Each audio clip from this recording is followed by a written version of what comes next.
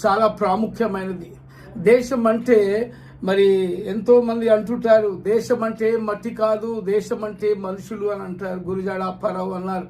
మరి ఈ మనుషులు మరి ఏ విధంగా తయారవుతున్నారు?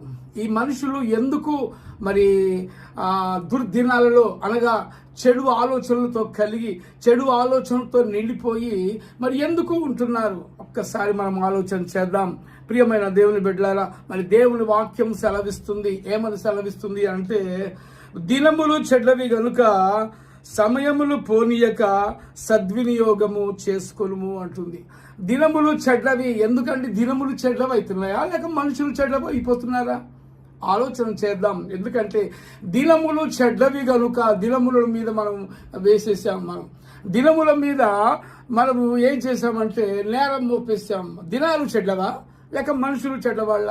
మనుషుల యొక్క మనస్తత్వం